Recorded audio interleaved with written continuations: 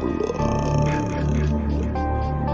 You are all my children now. You want to know what happens to an eyeball when it gets splintered? You got any idea how much blood jets out of a guy's neck? You've come back to us, Michael. So you can stop the rage. Jason is alive. We dug up his body. I was gonna cremate it. Whoa. What's your name, son? Well, Tommy Jarvis, but look, we've got to do something. He's even more powerful now. Aren't you the kid whose mother and friends were killed by that maniac? Yeah. Jason murdered them. I've been in some psychiatric clinic ever since. We'll tear your soul apart.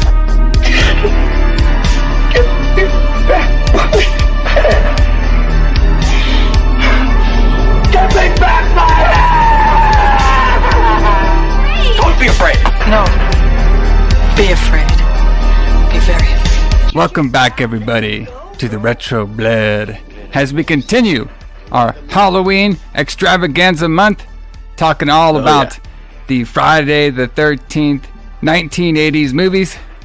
Up next, if you like that Tommy Jarvis character who somehow is not that insane, he's actually a pretty charming guy, and he looks totally different from the one from the movie we did last week. Maybe he got plastic surgery. This is good for you. If you like the real Jason, ain't no fake one here, brother. This is the real deal. All right. If you like the Jason getting stabbed with a piece of gate out of the cemetery and gets struck by lightning and then turns into a Frankenstein's monster, boy, this is the review for you, because the Retro Blood is talking all about Friday the 13th, Part 6. Jason Lives. J. Alison, James Kline. Jason lives. Yeah. What's happening, Alison? What's up, man? He's back, brother. So he's back. He's back. He's back. The man behind the mask. Yes. He's back, brother. I saw you did there. I like it. Yeah, I don't know, man. I'm real conflicted over this. I did not like this movie. Oh, you didn't like it? No, not at all. Oh, I hated it. I hated it. Yeah, I didn't like any of it. So this is not my favorite one, but it does have some good parts to it, I thought. And I thought it was a little bit more like better paced. I was not paced, but paced better than part 5. But yeah, well, it was a little rough around certain edges of it. I'll tell you all the things I didn't like about it as we go.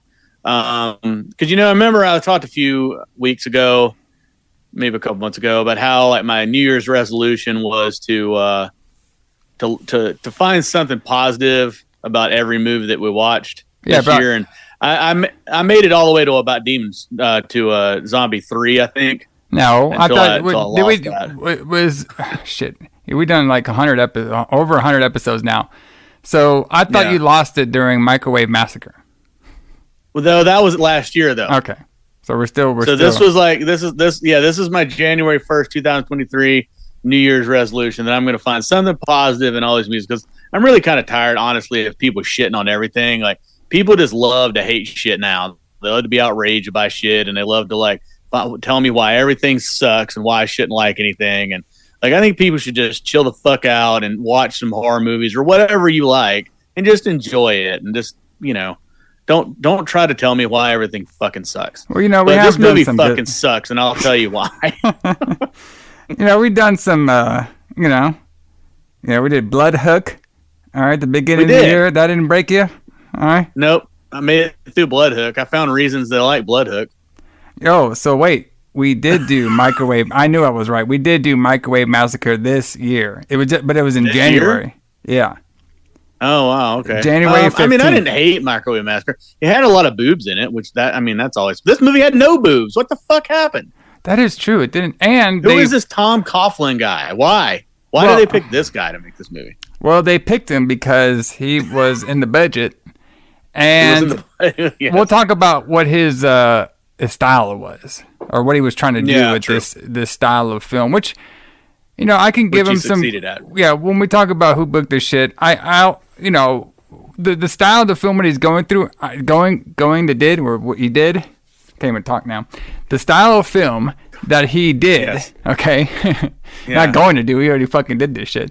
The style of film he did, I thought was pretty creative, because what else are you gonna do when you have a reanimated corpse like Jason?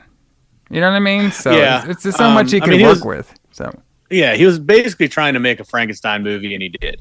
yeah, pretty much. So, but there's a lot to talk about though, because just like all the movies we've been doing for the Jason series or the Friday the 13th series, we're pretty much going down the 80s one by one. Yep. So we're in 85 last week. Now we're in 86, brother.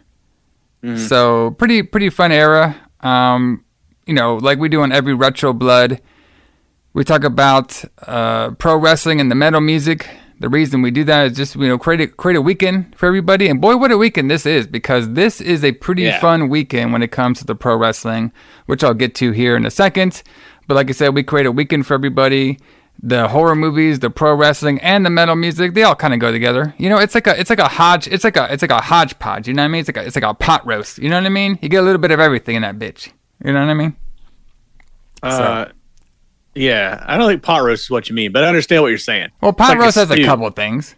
You got pot roast is like a big piece of meat with stuff on it, but you're talking about a stew. You got the piece of meat, brother. Okay, you got the piece of meat, the horror movies, then you can add a little fucking potatoes and some other shit, and that's the fucking horror movie. All right, fine.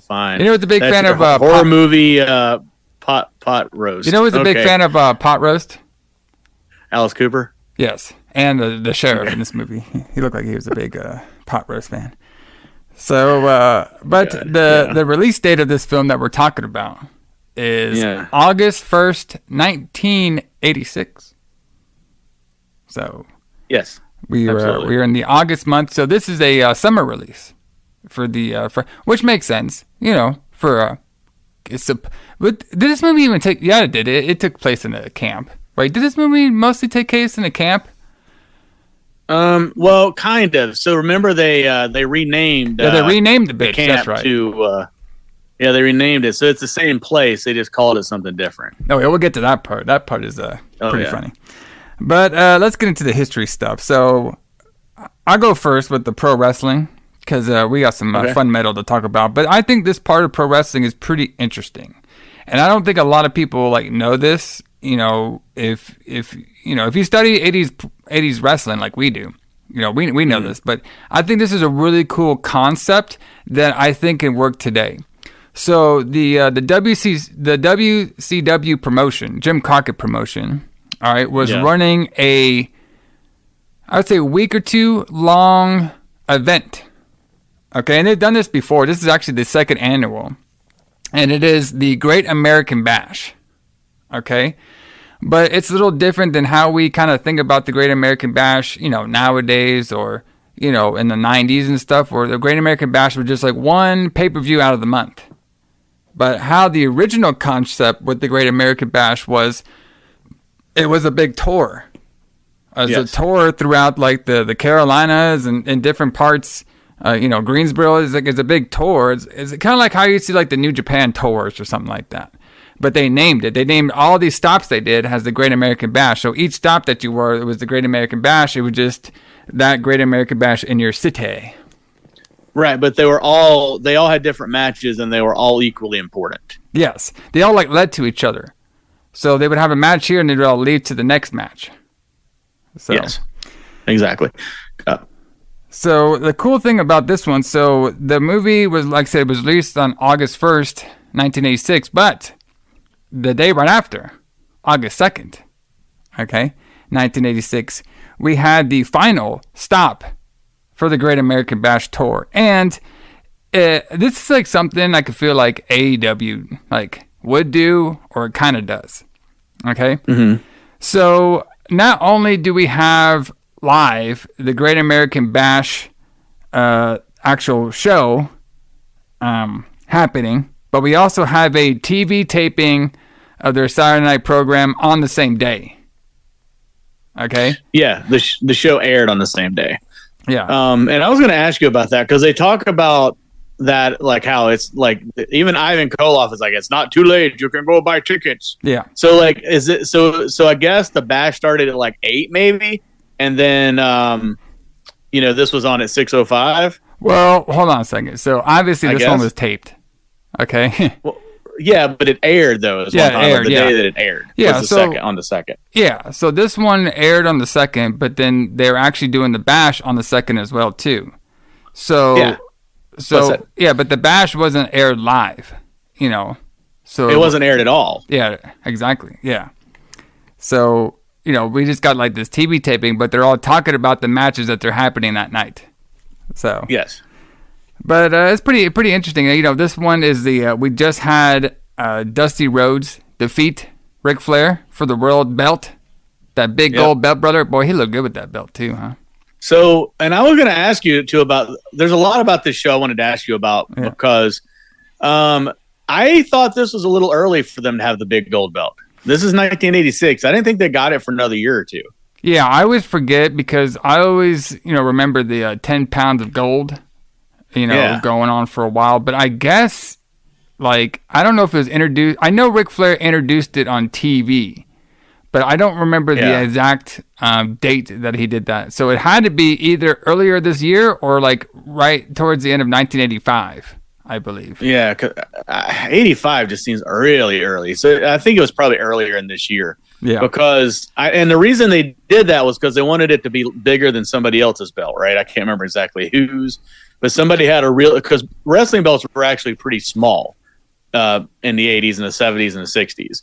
They were more like boxing belts. And then somebody came out, one of the territories had a really big belt, and then Crockett wanted a larger belt than that. But I can't remember that whole story, though. But that was my understanding of why it happened. Yeah, I mean, let's see. Hold on. I'm trying to see if I could find the date that it got released. So it just says it was released in 1986. So it wasn't in 1985. So it definitely was in 1986. Let's see. Okay. The championship belt debuted on February 14th, 1986 at a championship wrestling from Florida card called Battle of the Belts 2, brother, where the NWA World Heavyweight Champion Ric Flair defended the title against Barry Windham. So that's when the belt first. Wow. So yeah, it's pretty new, I would say, because we're in August right now, and this is February. So just a couple months of having that big old gold belt. So that's interesting. So they had Battle of the Belts too. However, at their Battle of the Belts, as opposed to AEW Battle of the Belts that we've been going to, Ric Flair, actually, the World Heavyweight Champion, actually appeared on that show and defended his title as opposed to the undercard as we get on AEW's Battle of the Belts.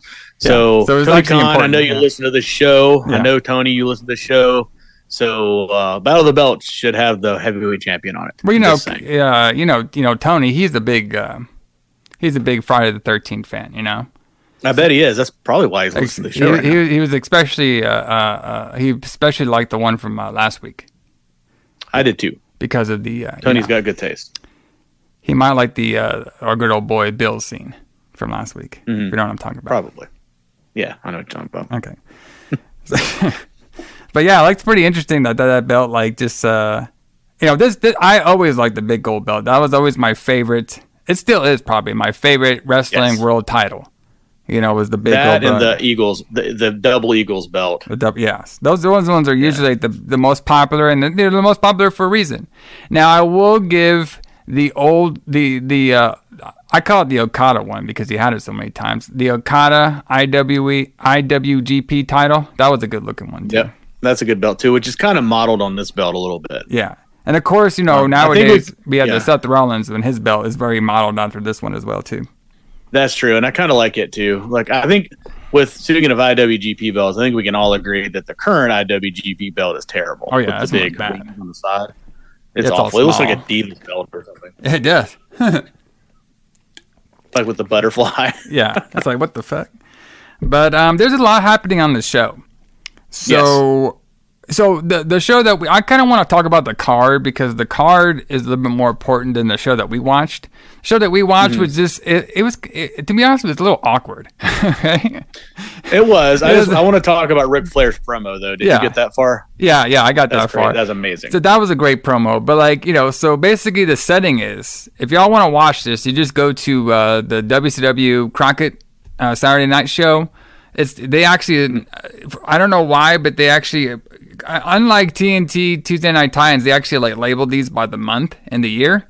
So if you just go to August 2nd, 1986, you can watch this. But basically, it's about like an hour and a half long. And majority of my favorite part though was the beginning when you had fucking David Crockett over there. Yeah, guys, this is gonna be the best ever athletes you'll ever see in your life. This is the best. Like, this is the best you ever. It's like, bro, okay, we got it. It's like, no, you don't get it. Guys, the best show you're ever gonna see. Guys, you don't get it. This is the best. Look at it. Look at it. Look at this arena. Look at it. Yeah, because so that arena they're in is Fulton County Stadium where the Braves play. Yeah. So that stadium is huge, and according to my research, that night they sold 12,000 tickets. So that place would look fucking empty. Yeah. So they probably were trying to sell as many seats as they could. Yeah. So there was like, a little more than a fifth of what the place would hold. Yeah. But it's crazy. Got some good matches. It was like 20% full. Yeah. But yeah, one thing I thought was funny was when he starts talking about Magnum TA, then he kind of forgets what he's trying to talk about. Like he says, like Magnum TA, and then he pauses for a few seconds, like he doesn't remember what Magnum TA was doing on the show, and you can just tell they did like it's a one take thing. He's like, "Oh yeah, you're trying to win your second win in this best of 7 series," and he's like starts talking about it. Then he remembers, and he goes back into his spiel again. But yeah, that was cool. Like I got excited. Like when I saw that show, I got excited. I'm like, man, I want to see this. And then I remember that none of those were well, I'm not going to say they weren't recorded. I bet they were, but they've never been released. I wish like somewhere in those archives, they've got to be with the WWE, right? They've got to have that footage somewhere. It's never been edited. I feel like they have some Great American Bash tours like this, like filmed, but I don't know if they have all of them. Because I know they have a couple of them with the Ric Flair versus Ricky Morton. I've seen a couple of those. Yeah. So the way they did it though is they filmed it and then they edited it all together like a best of the Bash tour. Yeah. And then they would put them on a VHS tape, and then you just had the best of all those matches. So they never released the whole thing, but they would do like a best of. But I just can't believe that footage is not out there.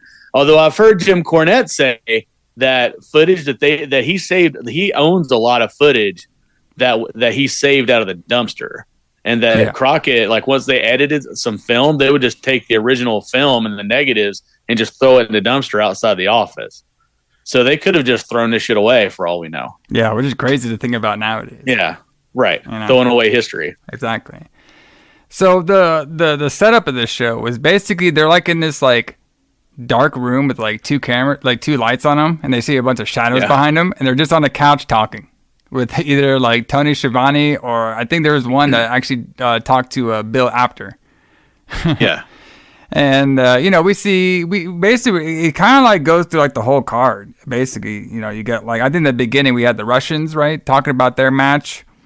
Then Which I thought was really funny. Yeah. And not only are they talking about their match, but then we see a match and they're talking about their match, like over it.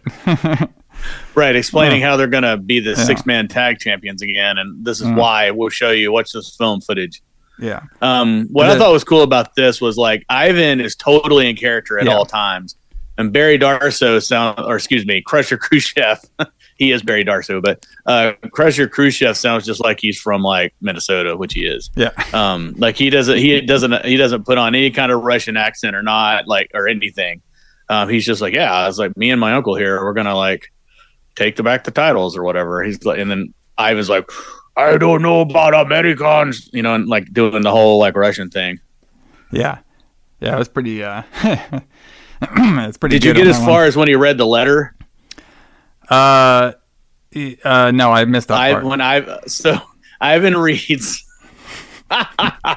You need to go back and watch this. Ivan reads hate mail from a fan that they wrote in, and he's like playing it up so much because it's like it starts off. He's like, "Hey Ivan, I don't know what," and Ivan's like, I don't know what hey means," and I'm like, "Come on." Like, I mean, like I know you're trying to like pretend like you don't understand like American like slang or whatever, but like really. Like you don't know what the word "hey" means. Yeah. But he's like, "Hey, Ivan," and then he talks about the guy goes on to talk about how Ivan's shitty and that they always cheat, and he's like, and then he just goes off on this guy, like basically just cuts a promo on this guy that wrote this letter. It's pretty funny. That's some good stuff. But then after this, we get a couple interviews. We get a good one from Dusty Rhodes. Obviously, he just won the belt. Great one. Yeah. Talking about defending it again against Ric Flair. And then I think he commentates over like a animal and hawk match. Yeah. And then we get that interview with Ric Flair as well too, which he does a great one. He's like, "We go to this city, this city, this city. I'll get you guys." So that's a good. Ric Flair. A couple of things that I thought that Ric Flair said that was of notable interest. Well, he mentions that he makes over $1 million a year. Which in that time was an insane amount of money, probably. I'm sure it was. Oh, yeah. I mean, it's a lot of money now, but I mean, that back in 1986, that was probably an insane amount of money for a wrestler. But the thing that stuck out to me the most, and I'm going to see if you think this is a shoot number or a work number. He says that over 12 years, his win-loss record is 3,115 wins and 6 losses. He did wrestle a lot. Real do you think that is? He did wrestle a lot. You're right. He did wrestle a lot, and he probably won most of the time. But like 6 losses in 12 years. I mean, every other year he lost once. That seems a little hard to believe, but it seems like a number he just made up. Like he just picked a big number and then a little number and put them together. Well, I mean, his earlier career, I'm pretty sure he took a bunch of losses. Yeah. Well, at least 5, right? Yeah. So. I don't know. That's it. Because we know Ric Flair like kind of now like he did get a lot of losses, but he did win a ton because especially when he was the traveling NWA champion. Before he lost it to Dusty, he probably was like wrestling every night, sometimes twice on Sunday, brother. Yeah, exactly. But there's a couple things. Some of these matches are pretty good. So we actually have a Indian strap match with Wahoo McDonald defeated Jimmy Garvin, and they were talking about this on this show too. This is like a blood feud right now with these two guys. So not a bad match over there. And then what we talked about this one earlier, the best of 7 series, Magnum TA. He actually defeated Nikolai Volkov. 2-3. Nikita Koloff. Yeah. Nikita Koloff, yes. Yeah. So best of 7, you only have to win 4 to win it. So Nikita was up 3-0, and Magnum had won it the show before that in Greensboro, and then he wins again at Atlanta that night, and then he would go on to win one more to win the title. No, Nikita wins it, right? I think Nikita wins in the final match. Yeah. Yes. So then we had tell me this is an interesting match. We have an NWA National Heavyweight Champion Brass Knuckles match. There's a lot going on in that. Yeah. So did they have to grab the brass knuckles from a pole, or they just come in with the brass knuckles? I thought they just came in with the brass knuckles. I don't think they had on a pole matches at this time. So I think they just came in with brass knuckles, but I could be wrong. Too bad, brother. Everything's better on a pole. Everything is better on a pole. And, Jason came back from a pole. That's true. A pole brought him back. That's for sure. But Tully Blanchard is the national heavyweight champion, as opposed to what Dusty Rhodes is, which is the world heavyweight champion. Yeah, I mean, come on, bro. He's only the only national people he represents, not the world. I mean, come on. He's the champion of the country, and Dusty Rhodes is the championship champion of the world. Of the world, brother. So fair enough. Dusty, he can defend the title in Iceland. And he's the He champion can, of them. yes. Not Tully Blanchard. He's not. He's only the national one. So that's how that makes sense. So then we have a bunkhouse match, which we talked about some of those before. Rock and Roll Express, Ricky Morton and Robert Gibson defeated the Andersons, Arn and Ole Anderson. But that was a wild one. That seems like the Young Bucks versus the FTR nowadays. That's basically what that would have been.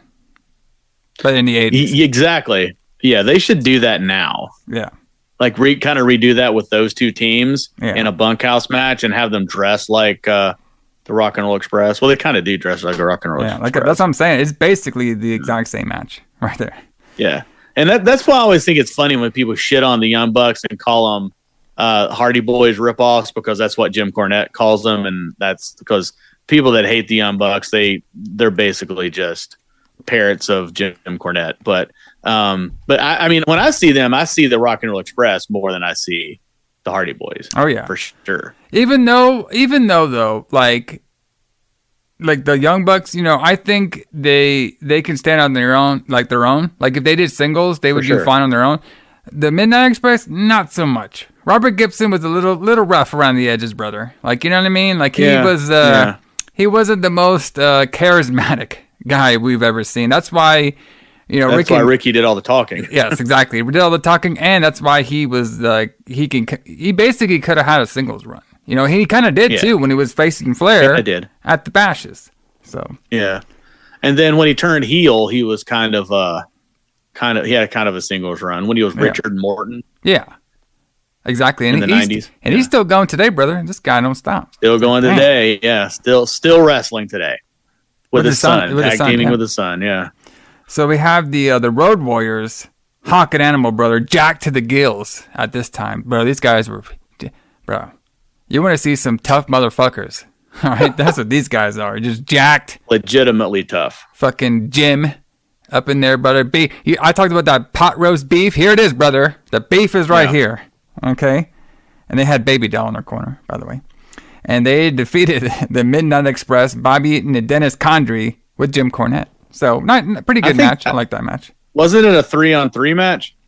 The Road Warriors and Baby Doll versus Jim Cornette and the Midnight Express. Yes. Yeah, it was yes. You got it. So far this card is awesome. Like, I would have loved to see this. You know what I mean? Like, I bet all these matches are great. A great show. All these matches are great. And then you get this great world title match. The main event. In a cage. Dusty Rhodes champion defeats Ric Flair to retain the title. That's loss number 7 for Ric Flair. 7, brother. It's getting he only lost 6 times in 12 years, and now he's lost one more time, 7 times. I mean, he can do that. You know what I mean? Because he has spilled more liquor than I make in a year. So that's true. He told me that once. Yeah, he's spent more money on spilled liquor than you make in a year. That's for sure. That's a great line. This guy was fucking awesome, bro. Like, godly. Can you imagine? Like, I would love to go to a Crockett show. You know what I mean? Like, I know we were oh my God, yeah. I mean, that had to be like the funnest. Like, I mean, all these guys are great. You know what I mean? Like, this right here, like, this is some like, like, I think this wrestling right here is like almost the pinnacle of a lot of wrestling, just because. Yeah. It just they had like everything, bro. They had these great stars, these great personalities, like these realistic characters. These great matches. Yeah. Even the squash matches were good sometimes. Like, it's just crazy. And that's why people talk about like wrestling from this era and like what AEW needs to do or WWE needs to do to get these people back to watch wrestling. These people will never come back and watch wrestling. You will never see anything this good ever again, probably. Yeah. Like, you know what I mean? Like nothing, in my opinion, even from the Attitude Era, which I loved, there was nothing like this. Yeah, I mean, no cards like this. It just like, I still like the wrestling nowadays that we see. You know what I mean? I do too. I like it a lot, and I think they have like a really good on the big shows, and a lot of the matches are crazy. But it just, this one was just like, if you watch it and like really follow it, you're like, man, like people are like going crazy for this shit. You know what I mean? And like they kind of make, like Crockett kind of mixed like the big personalities with the really good wrestling. You know what I mean? It's kind of like, when you watch like nowadays you have the WWE, which has really good personalities, and the wrestling could be good, but not all the time. And then you got AEW, where you have the wrestling is great, but you don't really have the bigger than life personalities. So it's hard to juggle the two. But I think at this particular, especially at this time, Crockett is like doing it. It's like boom. Yeah. And like everything they do is good. And they're still getting their ass whooped by the F, which is crazy to me. Well, kind of. I mean, not really, honestly. I think that if you dug into that, I think that a lot of the things that the F was doing during this time shows that they were kind of worried about Crockett coming up. Because Crockett really just took off in 85. Yeah. Like when Arn Anderson got there, and then like the Four Horsemen started, and then the Road Warriors got there, and then Dusty had been there a couple of years, it just shot up. Yeah. Like it just went through the roof. That's true. And they still have Magnum. He hasn't had an accident yet. Like they are. That hadn't happened. That happened 2 months later. Look at this card, man. It's just crazy. Like I would have loved to gone to this fucking card. Yeah. Mm-hmm. And then they were about to expand out west. So they were going to go, they started going out to California, which is one of the things that killed them, was trying to expand too far.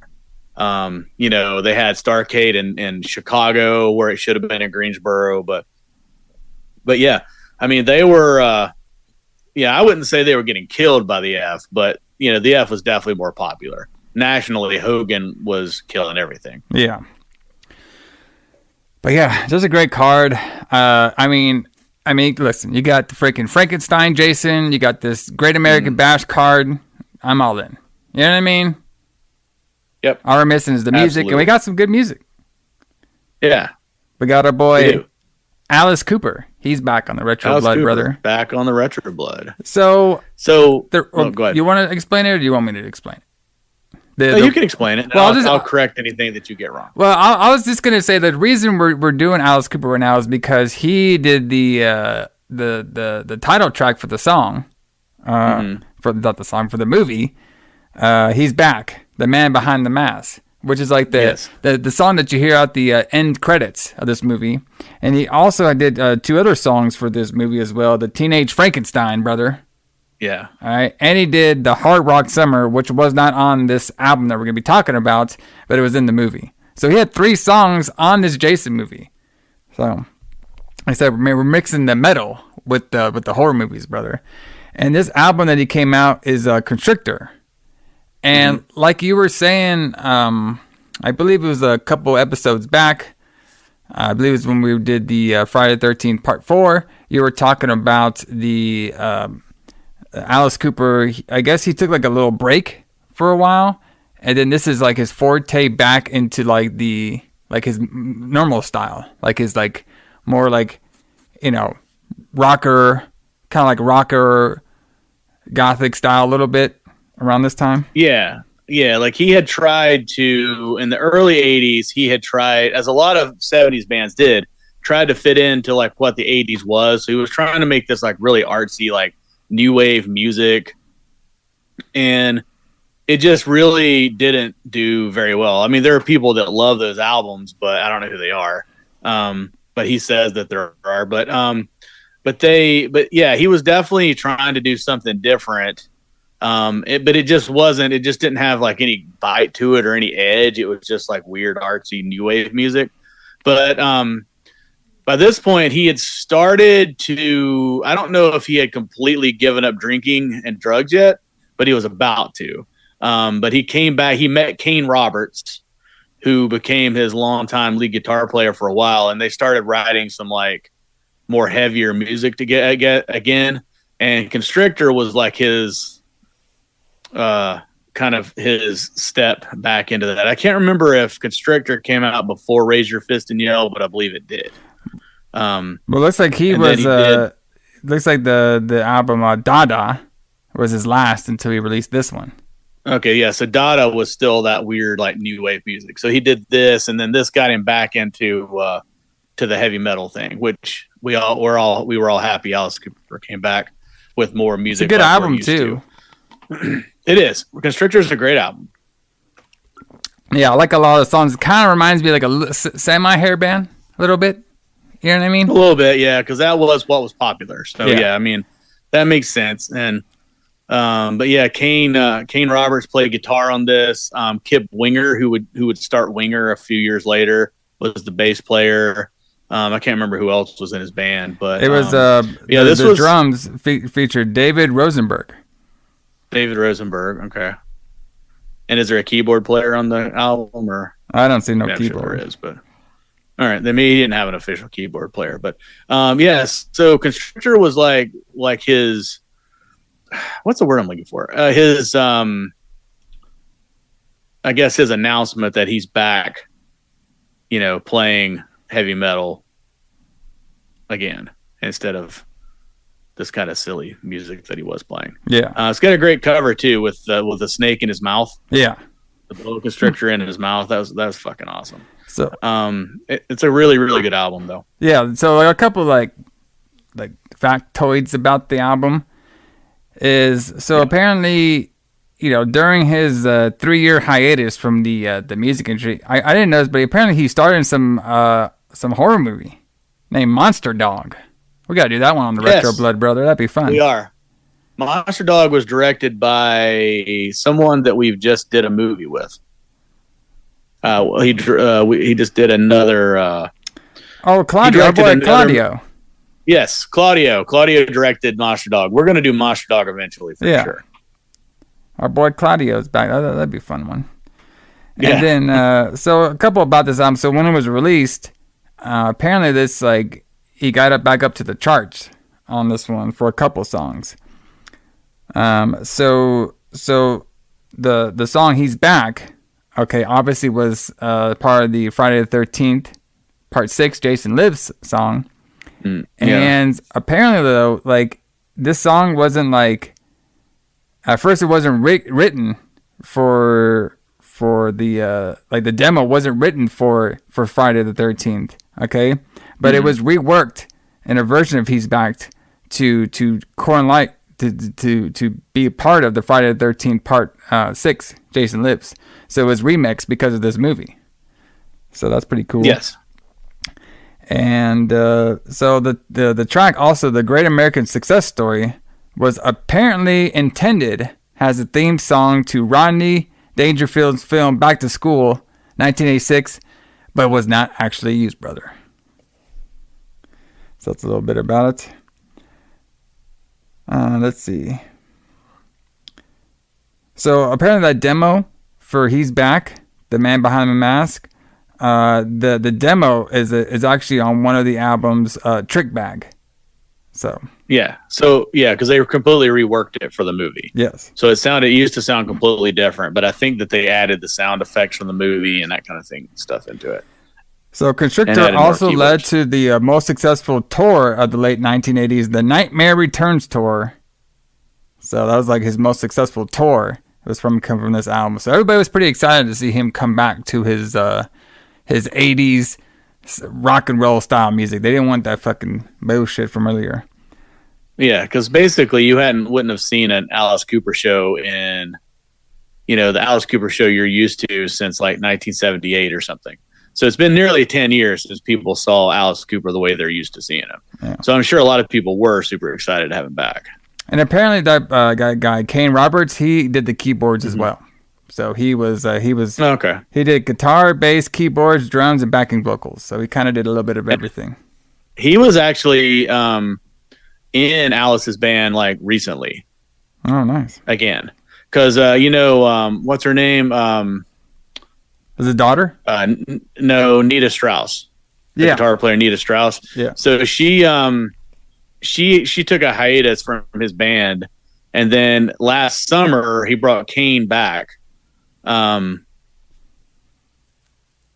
then just this past spring, I think Nita came back and Kane left again. But that would have been kind of cool to see. And I think he actually played I know he played Teenage Frankenstein, but I'm not sure if he played He's Back. But it would be kind of cool to have seen him with Kane Roberts and to see him play these songs live again, because he doesn't do He's Back, The Man Behind the Mask very often. Yeah, that's a good really song fun. though. Oh yeah, really good song. We'll probably be playing that one at the end of the show, brother. At the end, yeah. But I mean, so far so good when it comes to what we would be listening to on our way to the Great American Bash tour and on our way to the theater to see Jason come back to life, brother. Yeah, we got a lot to talk about on that. Now, why is Jason back to life? Well, we'll get into that right now with who booked this shit, brother. All right. Tom McLaren. All right. He is the guy who directed Friday the 13th, Part 6, Jason Lives. And he wrote it. And he wrote it too. All right. So apparently, Paramount is kind of like, they seem like they just want money. Okay. So we talked about Paramount like trying to get out of the slasher horror film, and now they got back because the movie made so much money. Now, so like we were saying last week, the original idea was to have how it was supposed to be in the original, where Friday the 13th was supposed to be like we would release one every year, but we'd have like a new killer or a new story. You know what I mean? But the audience was like, listen, we pay this money, but this shit, like with the whole swerve, we don't give a fuck about that. Where's our boy Jason? He's the draw, brother. Okay? He's the draw. Mm-hmm. So Paramount, they basically were like, okay, we got the feedback. We want to make another one of these movies to keep the shit going because we like this money. So we're going to give the reins to this Tom guy. Hey, Tom, you can write whatever you want, but don't make this fucking Jason... he's an unstoppable killer, and put him over. All right, man. I think he just said it had to have Jason. It just had to have Jason in it as the villain. I think is what they. They basically told him to book him strong. Yeah, true, and he did. And he did. So and he did, yeah. So what our boy Tom was trying to do was he was trying to make the film semi-campy. You know what I mean? Like, he was trying to do that Scream thing, where it's like, okay, we know we're in a horror film and we're doing, this. Which I think works, but obviously it worked for Scream, which came out, like, way later, okay? But, and that's, apparently this is one of the films that kind of influenced it as well, too, with the I'm semi-breaking the fourth wall gimmick. Yeah, like when the gravedigger talks to the camera. Yeah. And then when the girl's like, I've seen guys in masks in horror movies, I know what's going on here. Right. So, but yeah, like he purposely put that in the movie because he felt like it'd be like something a little different, like something a little bit more, because we've seen so much of this other style of this kids running around. He was just thinking about making it a little bit more campy, a little more like, joke on itself, plus trying to make it a little bit more like a Universal monster type of movie than like a normal like slasher type, which I can respect that part, the Universal style. I get it. Especially, because it makes sense doing it like that because, how are you going to explain this Jason guy who's been dead? You know what I mean? How else is he going to come back to life? All right? You bring him back to life through electricity and lightning, just like Frankenstein. Yeah, there you go, brother. So, a couple things. So, the original story had Tommy Jarvis become the series' new antagonist, like the villain. Yeah. Which we saw in Part 5. This guy somehow stole from the evidence locker, even though he was like passed out, and he got it. He got the blue mask, the blue hockey mask. He got it, put it on, and he fucking was going after her. Okay, but and that's the last time we saw it. But they were just like, but since we had a poor fan reaction, they just fucking dropped that shit. Like, that never happened. That was a dream, brother. Happened. It was a dream. It was all a dream, even though he had a dream within the dream, I guess. So he had a dream about him attacking, and then he had another dream, I guess. Right. So he had a dream where he woke up and he was attacking somebody. Yeah. And then he woke up from that dream inside another dream and saw Jason and then put the mask on. Hey, it makes sense. But then he woke up again. Yeah. So this all makes sense to me because we're gonna find out later on that the Nightmare on Elm Street series is the same universe as Friday the 13th, so it all makes sense. Having double dreams. That's true. That's true. So it all see, you can make anything make sense almost. So let's see. Yes. So the producers instead brought Jason for his back, and no mention is made of the events of the previous film. So we don't like that one didn't even happen, brother. Like that's in the past. We're like it's kind of like watching Monday Night Raw. Oh, what happened last week? That didn't really matter. We're gonna go for this week. Well, it doesn't completely not matter, like because they talk about how he escaped from the mental asylum. Yeah, but like that could have just been we could have literally just had number 4 and then had this movie. Oh well, that's true. We could have. Yeah, you're right. But yeah, they do talk about that, how he escapes from the mental asylum with the guy that played Horseshack on Welcome Back, Kotter. Yeah. So which was weird. So which is something though, with our boy McClellan he made Jason, like we were saying, like an unstoppable Frankenstein monster. And that is actually the Jason that became, I would say, the most popular that people think about. When they think about Jason, they pretty much think about this one. Even though I think we can agree, Alison, we like either the sack Jason or the one that was in like number 3 or 4. You know, because they're kind of like the same. Yeah. So this is kind of what I was talking about last week when I said that, and the week before when I said that, it's still like, especially up to number 4, it's still that dark, kind of grimy, not necessarily the hillbilly Jason, but like like he's still kind of a regular person, even though he is a little bit no selling, like machetes to the shoulder and shit like that, and being hung and stuff like that, access to the face. All right, he's no selling a lot, but he's still kind of realistic. And here is where you have Jason the superhero. From this movie on, people start pulling for Jason to kill people as opposed to being scared of Jason, and that's when it turns for me. You know what I mean? To where it turns to something I don't like so much. It's glossy, and Jason's supernatural. Although it makes sense story wise, it's kind of, this is the movie where it kind of turns and becomes much more glossy and professional, I guess you could say. Well, it looks like, Alison, me and you might be in the minority. Because the critics, they love this film.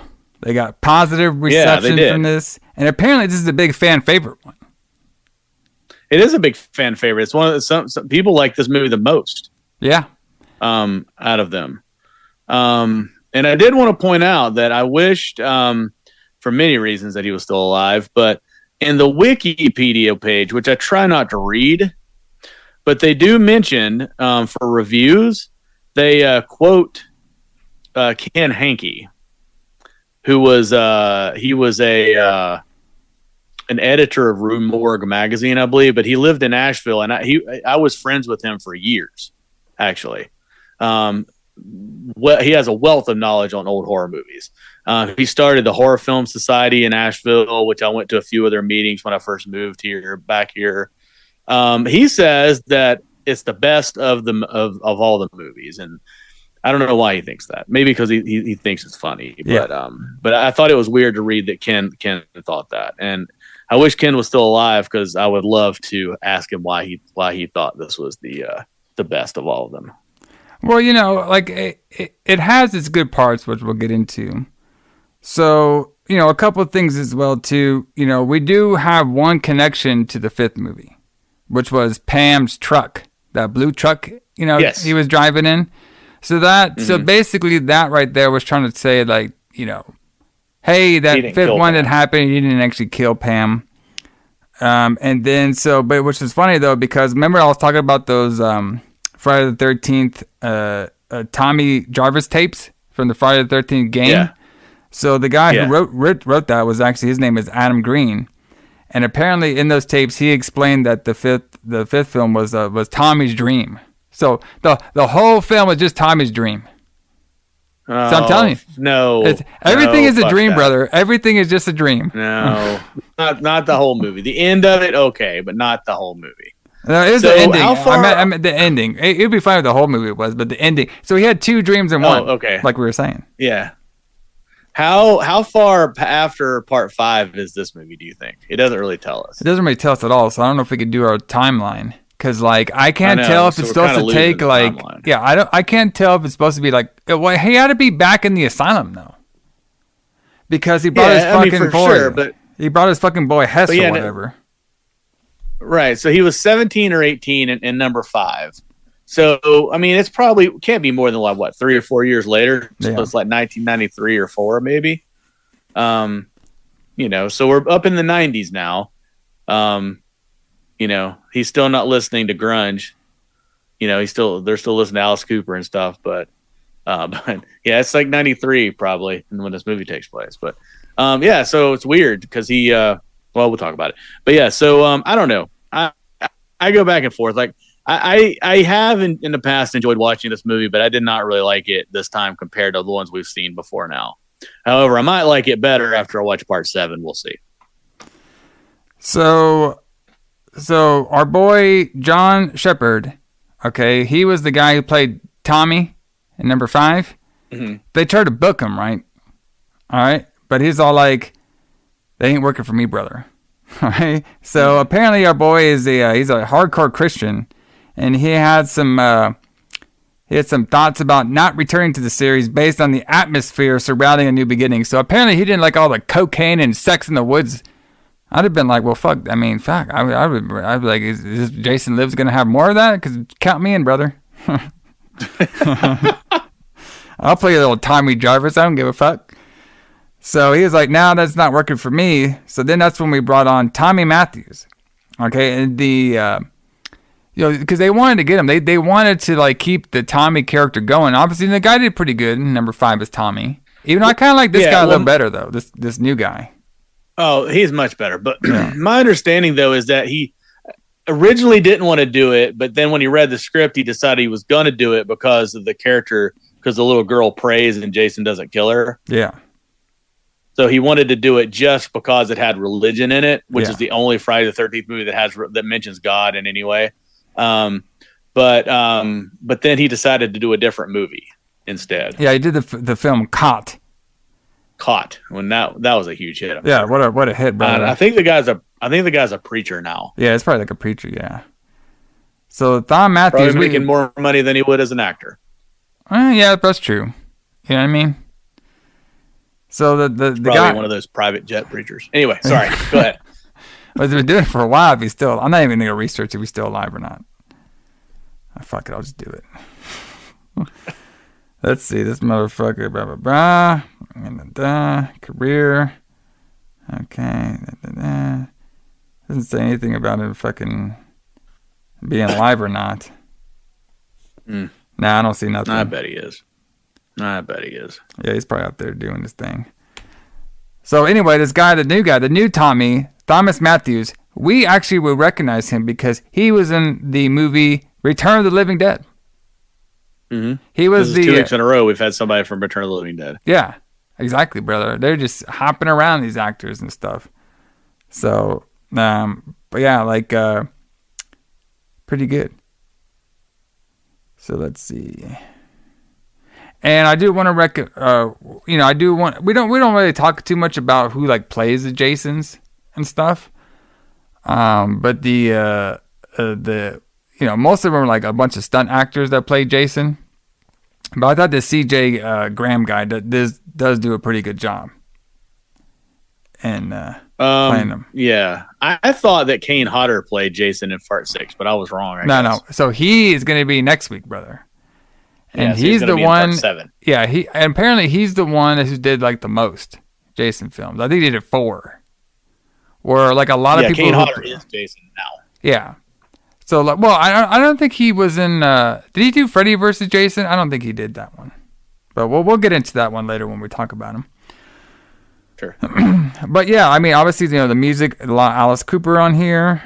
This movie did like, pretty well at the box office too. But, I say we get into it though, because there is a lot to discuss about Friday the 13th, Part 6. Jason Lives, brother. He's back. He's back. Let's get into it. All right, let's do it. They thought the nightmare was dead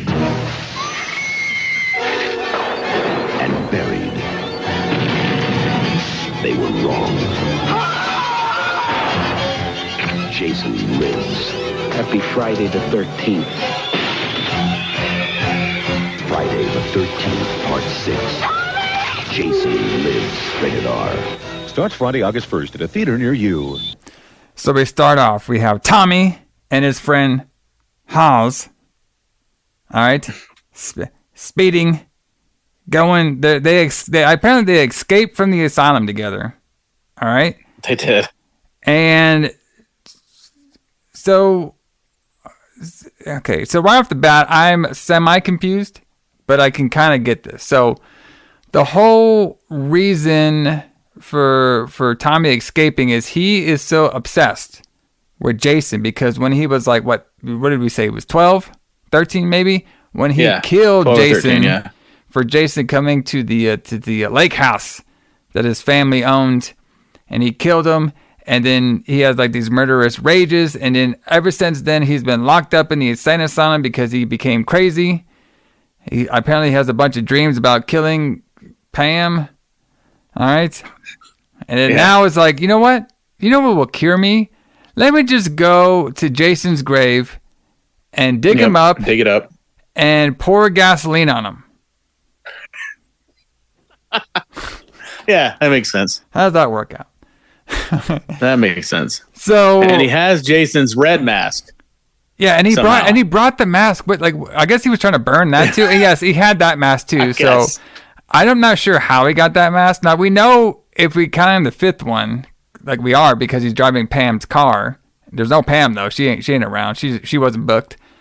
No. Maybe what he did was, okay, I got this blue mask. Why don't I just paint this red? Okay, there we go. Okay.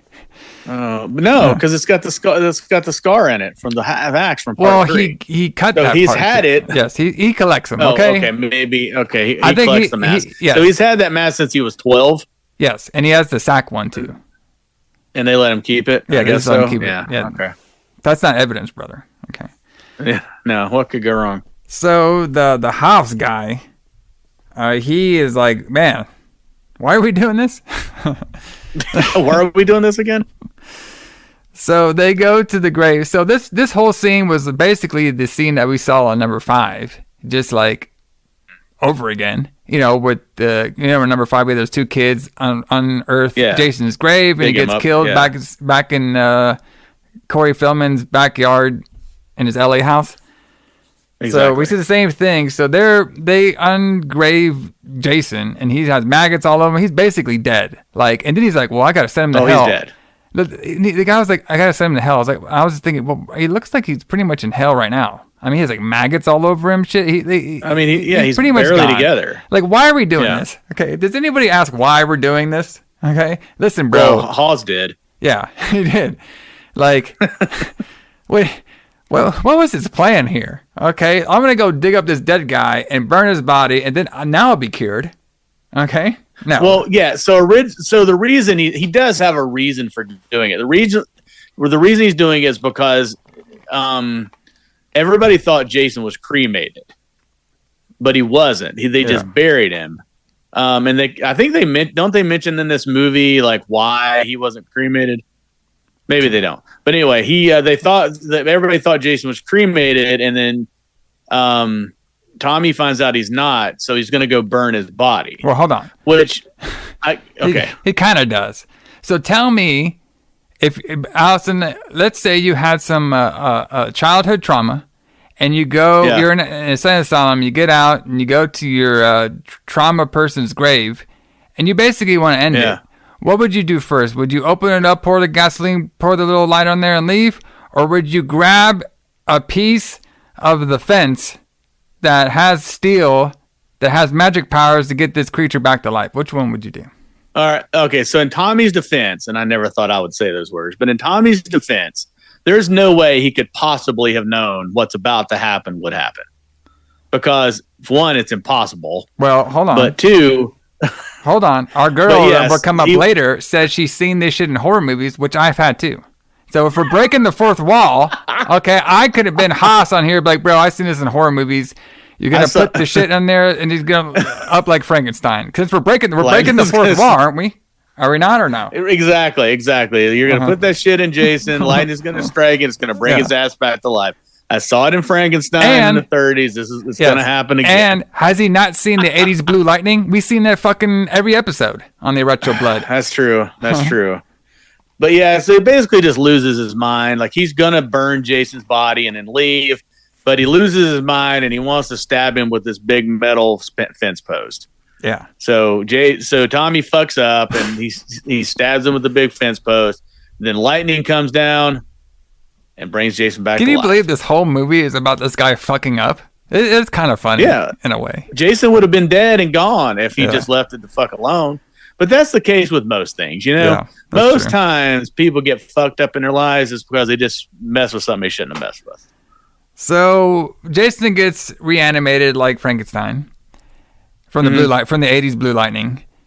And during this, like the face on Tommy was like, "Oh shit! I didn't even get to pour the gasoline on him yet."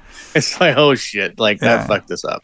This look of, "Oh shit! I fucked this up." It's on his face. Yeah. So Jason eventually kills Haas. Okay. Yeah. And Tommy's like, "Well, fuck this," and he runs away. And I think it's kind of funny how Jason picks up the mask because it's just laying on the ground. Oh yeah, it's like he just sees it. He's like, "Oh yeah, I remember glad that. you brought this with you," and he puts it back on. Yeah, exactly. Well, it's like, "Oh, I brought it for you when you got reanimated." Conveniently, so you didn't have to go find it or get a different mask. And then, by the way, he throws a Haas. He throws him in the grave. Okay, with his foot hanging out. And then Tommy leaves. All right, so now we have the little intro and everything telling us Jason has returned. So now we meet Police Sheriff Garris. All right, and Tommy was semi-Loomis levels right now.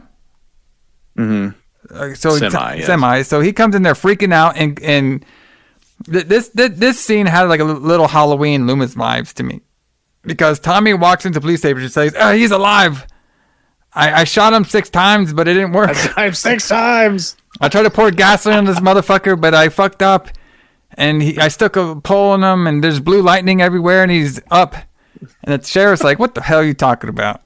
I was like, he's like, "My name is," he's like, "What's your name?" "Tommy Jarvis." Like, "Oh, you must have been from the old regime. Don't you know that we changed the town's name to Forest Green?" Yeah, so Jason's not mad anymore. And I'm just like, what does that have to do with anything? I just told you like that would like that, like Jason would even care or even know that you changed the town's name. Yeah, but then basically this guy just thinks like, listen, we were trying to not.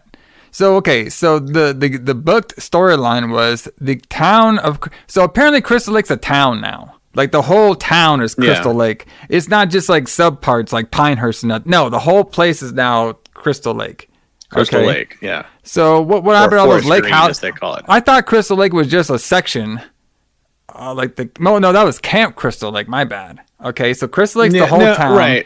And then you had Camp Crystal Lake. Yes. Then you had this other section, and then you had some lake houses. Okay, gotcha. But now we changed the whole town of Crystal Lake to Forest Green. So yes, that's all in there now. Okay. Well, yeah, it's kind of like Lake Lure. Yeah. You know, kind of near where we live. Like, you know, Lake Lure is a lake, just like Crystal Lake is a lake, but the town is also called Lake Lure. So you can live, like people say, "Oh, I live in Lake Lure," which, you know, they don't literally live inside the lake. They live in a town next to the lake. And Crystal Lake is kind of the same way. "Oh, we live at Crystal Lake," you know, which is next to Crystal Lake. But now it's Forest Green, and everything is fine. Nothing is going to go wrong. So this cop basically just thinks Tommy is some sort of crazy maniac, so he just locks him up in a cell. And he doesn't want to hear all that shit about Jason, because at this particular time, everybody thinks Jason is like a myth, like a legend. You know what I mean? And you know, for anybody that has the Shout Factory deep Blu-rays or stuff like we've been watching, I do like the mock Crystal Lake documentary series, and I think they actually do pretty good about explaining things. You know, they try to like fill in all the gaps and stuff. So but watch it. Have you been watching that or no? Those like that, like Crystal Lake Memories or something? Well, Crystal Lake Memories is like the big documentary. I know what you're talking about. I watched a little bit of one of them in part 2, but I didn't watch the rest of it. It's pretty good. Everybody check it out. I actually like it. It's like you could tell it's totally like cheesy and stuff, but it's pretty good. So now we're showing these 2 supposedly camp counselor leaders, okay? And they're driving in their car, and they're about to get stuck in the mud, and then all of a sudden the girl says, "Hey, I've seen enough horror movies to know that a person in a mask is up to no good." This is when we see Jason with the big pole, And I couldn't tell if he had his Batman belt on yet or not. Did he have his Batman belt on here right now? I don't know when he picks it up if he didn't have it already. Yeah, so like this Jason is like the only one that has like a utility belt. It's like it's gonna go fix like belt. Yeah, it's gonna have. Let's say he's gonna go fix electricity or something.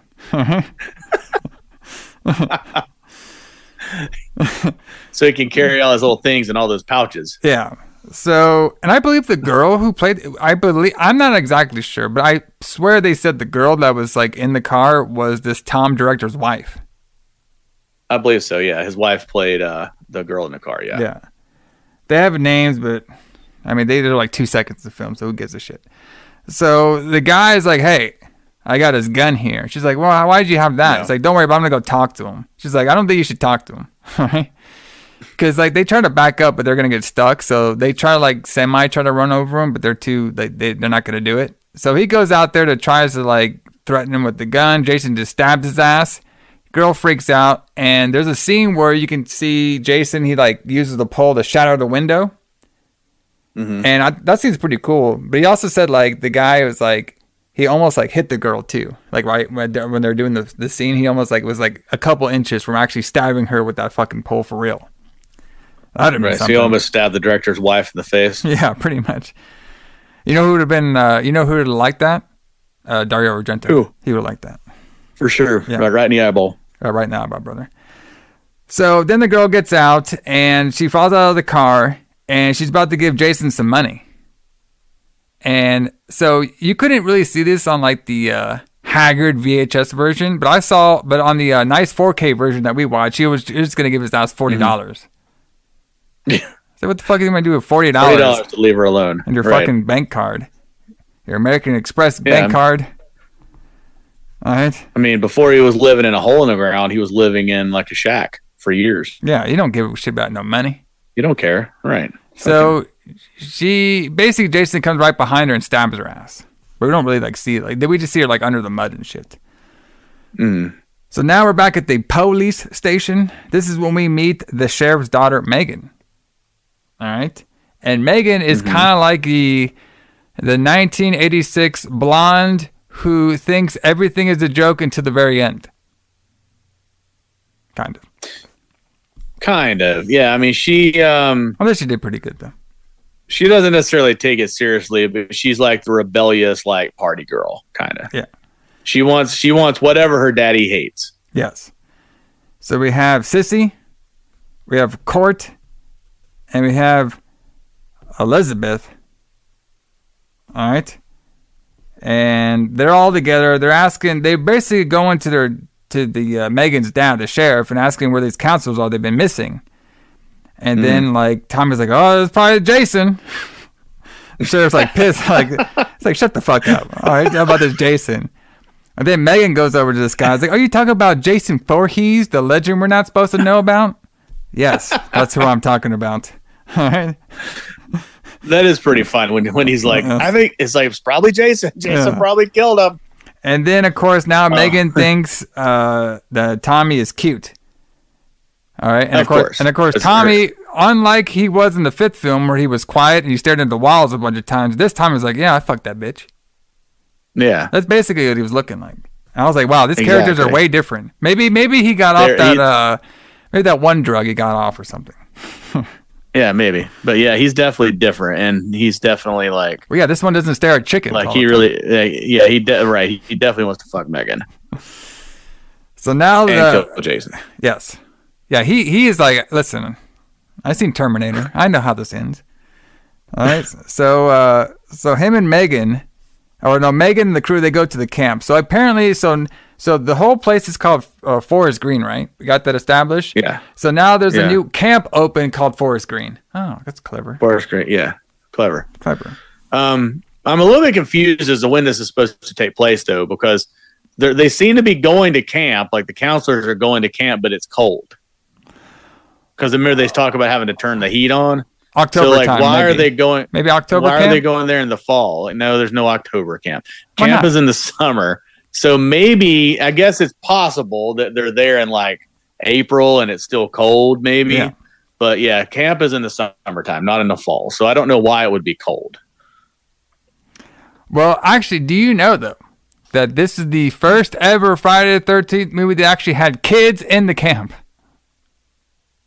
Like real kids, like little kids. Yeah, because they don't. This is the only one that ever the kids that actually ever showed up. Because on all the other ones, Jason killed everybody before the kids got there. Yeah, they weren't booked.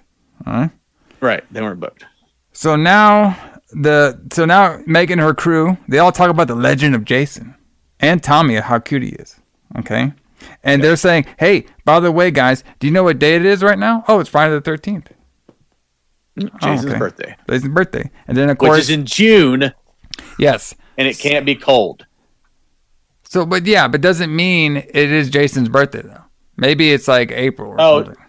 They just said that's true. She just says it's Friday the 13th. Yeah. It's just a Friday the 13th, not Jason's birthday.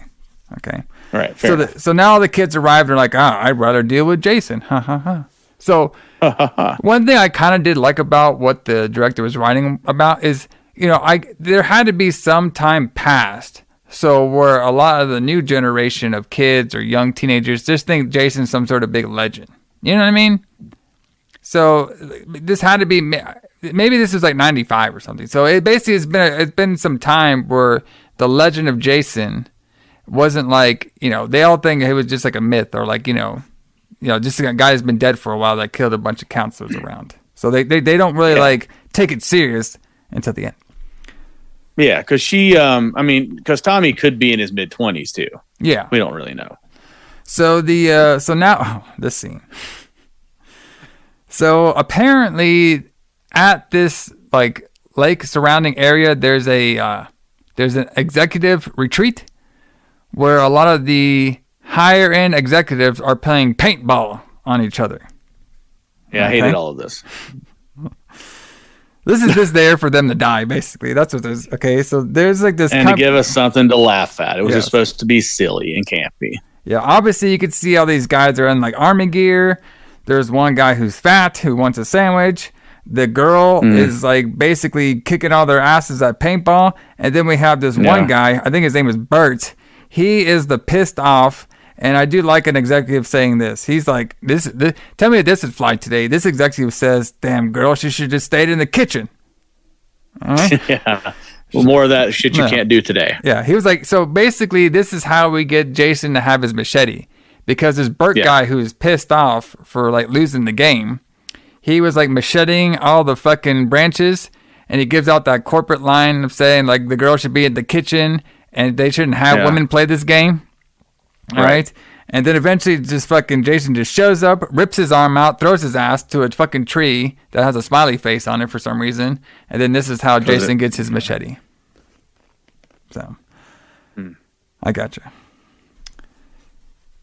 So now the sheriff is going to escort Tommy off the premises because he cannot stand this Tommy guy talking anything about Jason. And now he figures out, oh shit, my daughter might have the hots for him. So we got to get this guy the fuck out of here.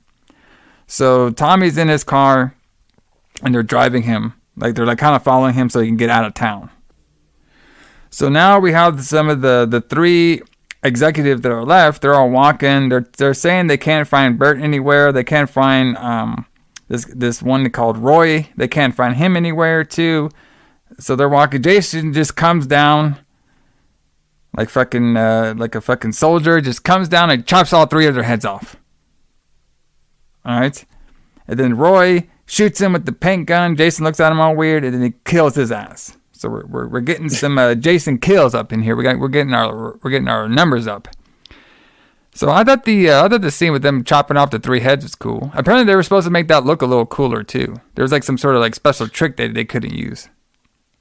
But they didn't. Yeah. It is on the deleted scenes though. Like you can actually see like the bodies falling, the heads falling off. It is pretty cool looking. Yeah, that's another thing. This movie seems like it was really edited down. Yeah, because of the censor people. Right. Yeah. Those fucking bastards, brother. So now Tommy tricks the police. And the sheriff's like, I knew he was going to do this shit. And then Tommy's plan was to drive his blue truck all the way to Jason's grave, get out of there, run over there, and show that Jason, is not in his coffin. But before this, we had the groundskeeper guy. He notices that somebody dug up Jason's grave, and he's like, oh shit, I'm a fucking drunk, so if I don't cover this up, they're going to make me lose my job. Okay? So he covered it up. So he does. Yes. Yeah. So that's when Tommy gets there, he's like, hey, Jason's there. There's like, hey, look, the grave it's Phil. Like, what are you doing, you crazy man? He's like, no, somebody must have done it. And they're like, hey, groundskeeper guy, come over here. All right, and they're like, he's like, I didn't touch the grave or nothing like that. He's like, no, we got to dig it up right now. Jason, he's alive. And they take his ass away, Tommy. So, but could they not tell that obviously the grave had been disturbed? No. Okay, fair enough. No, they couldn't. No. Okay, no. So now Megan is trying to, because the two main counselors who are supposed to book everything are dead. They didn't show up. So now all the teenagers they have a bus full of kids. They got to figure out what to do with them. So now Megan is talking to all the girls saying like, hey, we're going to go out here fishing. We're going to go out here swimming. And we're going to go out here and scare the boys. Ha, ha, ha. And then they're talking about like, hey, where's the only guy here, Kurt? What is he doing? And then we have Kurt. He's taking care of the male guys, and he's talking about these ancient rocks. I could not understand what he was saying at all. That was pretty funny. I thought, because he was like trying to tell his story about Native Americans, or as he put it, Indians. Yeah. And he's like, do you guys know anything about Indians? No, I didn't think you did. And then he starts telling this completely bullshit story about this pile of rocks and Native Americans. That shit was fucking. That was pretty funny. I did like that scene a lot. So now we had the sheriff. He's like threatening Tommy, and he dropped him off at State Line, brother. All right, so stay out of my town or else. And then we got the old drunk groundskeeper at night. He's just wandering around.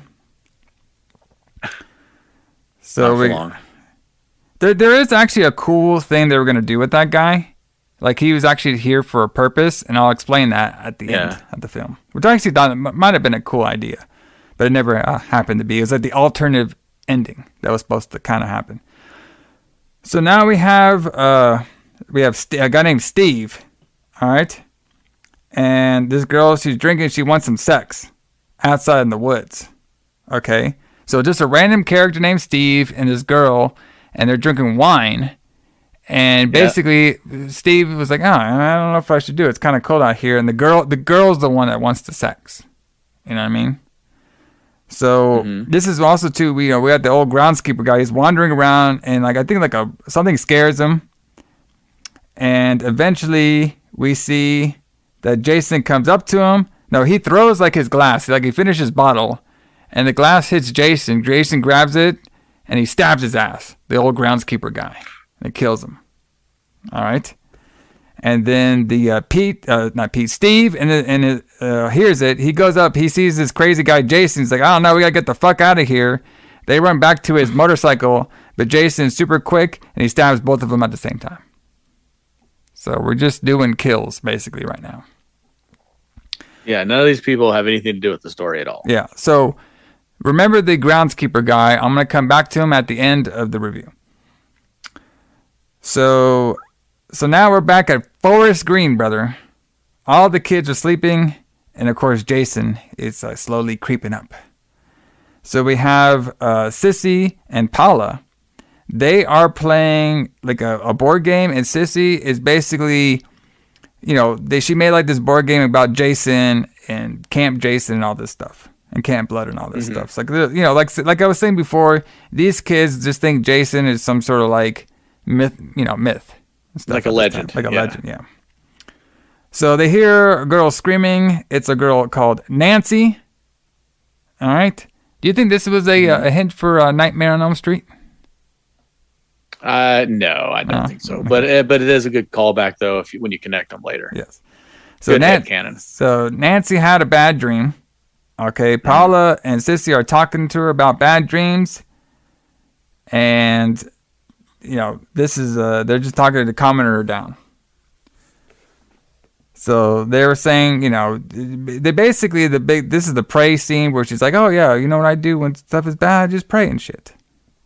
Yeah. All right, and you don't worry about things that go bump in the night. Okay.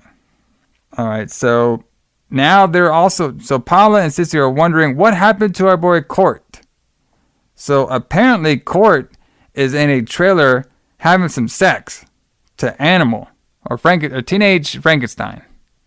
All right. Yeah, teenage Frankenstein. Yeah. And so we don't really see any tits. We kind of just see her in her shirt and, you know, kind of like their bodies just rubbing together. And then like this trailer like moving. And apparently our boy Court cannot finish the job unless the song ends. All right. Yeah. I was like, damn, brother. And he was like, oh, fuck. So I thought this part was pretty clever. So Jason comes by. He just like chops off the power cord to the trailer. And the song turns off. He's like, oh, yeah. He's like, what the fuck? He's like, well, you said when the song ended. That part was pretty good. That was it. Yeah, that was pretty funny. So now was pretty funny. They're trying to figure out, like, you know, like what's going on with this power. They eventually go out and they see that the power cord's been cut. They think it's some bear. So they go back inside. And during this stuff, Jason has snuck himself inside the trailer van. And at first I was like, okay, the van's not working. So I was like, okay, we're 6 movies deep. All right. And we're going to have our first vehicle malfunction. But it didn't. Yeah, they swerved me. Yeah. They did. It worked. It started up. Fuck. All right. I don't think this movie had any malfunctioning cars. No. It's a completely different kind of movie. Like it's in many, many ways, it's completely different than all the other movies we've seen before. I wish they would have kept that one in there. You know what I mean? Yeah, I know. Like, at least keep that one little in there. I wish they'd have kept that one in the nudity. Yeah. I mean, come on. We've seen 3 things in all of these Friday movies. We've seen the car stop, we see nudity, at least a couple tits, and we see some beer. Yep. That's all I need. Yep. So, and there's none of that in this movie. None of that. So, was there any beer? I don't think there was any beer either. Fuck. Come on, guys. No. What is going on here? We got some praying and shit. I just want to see tits and beer. It's like the Puritan version of Friday the 13th. Yeah, what the fuck? Anyway. Yeah, I'm gonna turn you against this movie before we're done. Listen, we're not done yet. We'll see how it goes. Yeah. I did like the whole him coming after the song was going, so that was pretty good though. That was funny, yeah. So now I guess he's the one driving. And he's like flipping the girl all around in the car and everything. And eventually she's about to come to him, but then she gets grabbed in the bathroom. All right. And he's driving and he can't hear her screaming. He just thinks she's having a good time. And eventually Jason like pulls her face through the wall. Yes. And then Jason walks up to Courts and eventually stabs his ass in the neck. And this is when we get our big budget car breaking down scene. Yeah, where Jason gets and Jason's standing on top of it. That was kind of cool looking. One thing that we did forget to mention is that Tom McCaughlin, the director and writer, although he was known for making a horror movie right before this, he was also known for writing comedy movies. Yeah. So, and I can see that in this writing. Like, there's a lot of kind of comedy type stuff in it. Yeah, and he was trying to do that too. Yeah, he did that on purpose. He was trying to do that, yes. Yeah. He was trying to make it funnier. And during all this stuff, that Teenage Frankenstein was playing during the whole time too. Yeah. Great song. Over and over and over again. Yeah, great song. So, and this is also too, so at this point, Jason does have his Batman belt on him. So I'm not exactly sure when he gets it, but he does have it on him like for like most of the movie. He has like these like construction gloves on with a Batman belt. All right. Yeah. Yeah, he looks like the guy that's working on the power poles. Yeah, he pretty much does. Oh, God. Let's see. Except he's wearing a hockey mask. Yes. So now we have the sheriff. He's now talking to his daughter, Megan, about Tommy, and they're going on about personal stuff. Apparently the mom's not around. So now the guy, Rick. Rick is the sheriff's, like, deputy guy, or like his cohort or something, and he calls and says someone says hey, somebody hacked up those 2 counselors and stuff using that Jason MO, and the sheriff's like, well, it fucking must be that Tommy guy. He wants to prove that Jason is really real by hacking up these 2 counselors that were supposed to council people. And they're like, fuck. So now, like, so now the sheriff, he goes to, he's going to go, check it out. And, so the sheriff says to tell her to stay put. Like, she says, like, tell Megan to stay put here. All right. And then she's like, hey, you can't think that Tommy guy did it.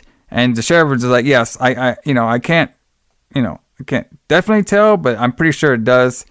All right. And he's trying to make Jason come to life by doing this. He's trying to, like, do it. Like, the sheriff thinks Tommy is trying to do these murders to really prove that there's Jason here by that. Right. And to be honest with you, if you didn't believe in Jason, that's a pretty reasonable assumption. Yeah. Yeah, definitely. Right. If you didn't think Jason existed, then you could probably think that, okay, I can see that this crazy Tommy guy is killing people, so that I'll think Jason's killing people. Yeah. So Megan, she takes a phone call, and it happens to be Tommy. All right.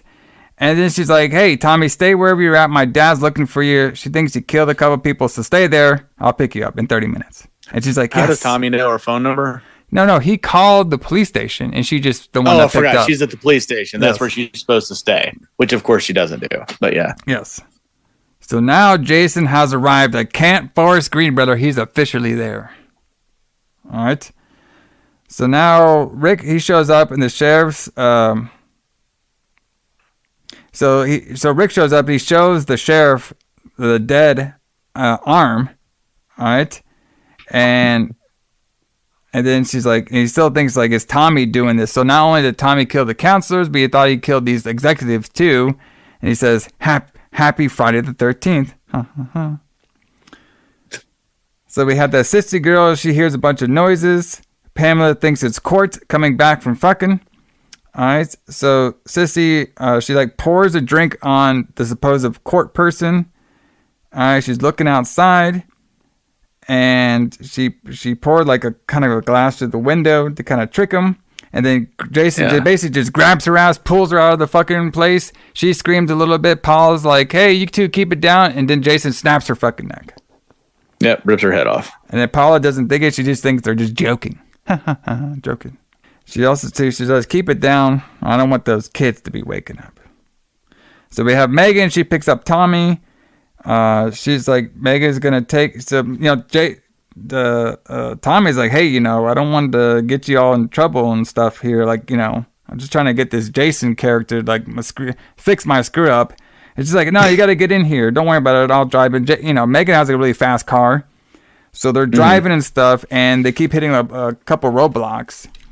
And one of the cops like sees the car that they're in, and he explains to the sheriff the car make and model, and he's like, "Oh shit, it's my daughter's car." All right, so then we see the daughter's just like running through some other cops as well too, and she eventually tries to escape one police blockade, but then she runs into her dad. And then that's when the gig is up. And the whole gimmick of this was she had Tommy keep his head down, and he was just staring at her crotch the whole time. Yeah. Funny. Haha. We just see the pants. So we don't see the actual crotch itself. Well, right, of course. Yeah, we just see him looking at her looking at her crotch. This is only a certain rated R movie. Okay. I know. This could have been like a PG-13 movie, to be honest with you. Nowadays it definitely would have been. Okay. So now Paula, she's sleeping. Okay. And somebody comes inside, and it's actually Nancy. All right. And Nancy just randomly has Jason's knife. His machete. It's like, and Paula's like, oh, where'd you get that thing? He's like, oh, I found it outside. She's like, oh, okay, that's perfectly fine. Perfect. Let's keep it. It's a big ass machete. Yeah. It's a big ass machete with blood on it. It's fine. Okay. So Paula, she just thinks everything's a joke. Oh, everybody's joking. Okay. Everything is a big fucking joke. Okay. So Jason was like looking at him and stuff. So the sheriff is like pissed. Okay. And about, obviously Megan hanging out with Tommy because she thinks he thinks Tommy is a bad influence on the daughter, which he probably is. All right, and then he's pissed, but they're back at the police station, and then he gets a phone call. Okay, and this is the phone call about the van, the what's it called? The trailer. The trailer flipped over. He got a call about that, and Megan and Tommy's like, well, "What time did it happen? What time did it happen?" He's like, "Oh, it happened around like 8:30 or 9." He's like, "Well, I was with him and stuff." He's like, "No, we're locking Tommy up. You stay here, and Rick, you're gonna babysit them. All right, and I'm gonna go figure out what's going on.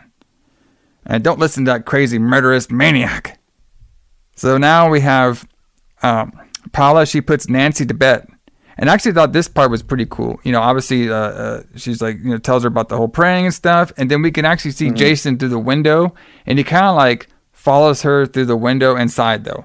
Like, I thought this part was cool, but there's no way you could not see him. You know what I mean? Like, sometimes you could feel like eyeballs on you. You know what I mean? And like all these windows were open. And like, she was definitely in like her, like, what do you call those? Like that pair view vision or something? So. Peripheral vision. Like, I mean, she would have had to have been like really oblivious to the world to not have seen him standing there. Well, I can see that. Yeah. So now Paula, she's going back inside. She's trying to like call people on the phone, but of course the phones are not working.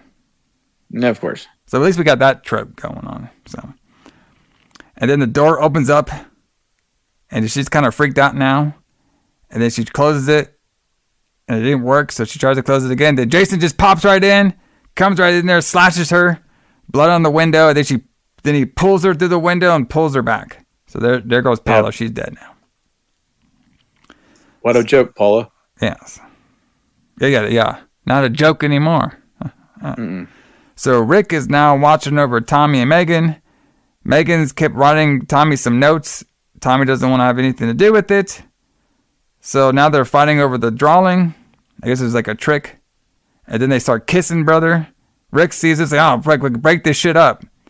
And then eventually, Megan grabs Rick's gun, which has like a little laser on it. Okay. And they basically put him back into the cell. And yes, there was a line about, oh, blow up your head, blah, blah, blah. I thought it was corny. So. Very. So now they are leaving to go back to the campsite to see what's going on.